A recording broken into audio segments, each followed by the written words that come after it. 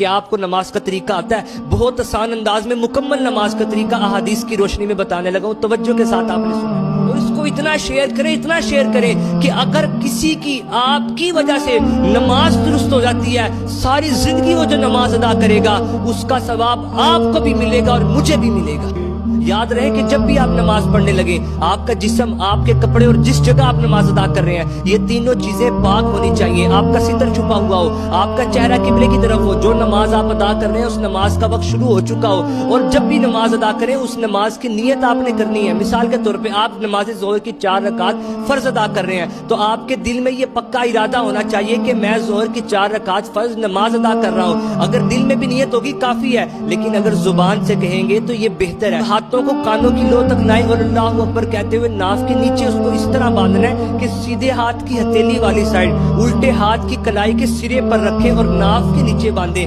پھر آپ نے ثنا پڑھنی ہے، سبحانک اللہم وبحمدک وتبارک اسمک وتعالی جدک ولا الہ غیرک، اعوذ باللہ من الشیطان الرجیم، بسم اللہ الرحمن الرحیم۔ اب سورہ فاتحہ پڑھنی ہے۔ کئی لوگ غلطیاں کر رہے ہوتے ہیں، توجہ کے ساتھ آپ نے سننا ہے۔ الحمدللہ رب العالمین الرحمن الرحیم مالک یوم الدین إياك نعبد وإياك نستعين اهدنا الصراط المستقيم صراط الذين أنعمت عليهم غير المغضوب عليهم ولا الضالين۔ پھر آہستہ آواز میں آمین کہنا۔ پھر بسم اللہ الرحمن الرحیم پڑھ کر قرآن پاک کی کوئی سی 3 آیات یا کوئی چھوٹی سورت پڑھ لیں۔ بسم اللہ الرحمن الرحیم، قل هو اللہ احد اللہ الصمد لم یلد ولم یولد ولم یکن له کفوا احد۔ پھر رکوع میں چلے جائیں اور رکوع میں آپ کے دونوں ہاتھ آپ کے گھٹنوں پر ہونے چاہیے۔ پھر آپ نے 3 مرتبہ یہ تسبیح پڑھنی ہے، سبحان ربی العظیم۔ 3 مرتبہ پڑھنے کے بعد آپ سیدھے کھڑے ہو جائیں اور ہاتھوں کو چھوڑ دیں، اور پھر آپ نے اگر اکیلے نماز پڑھنے ہیں، اللہم ربنا ولک الحمد، اس حالت کو کوما کہا جاتا ہے۔ پھر آپ سجدے میں چلے جائیں،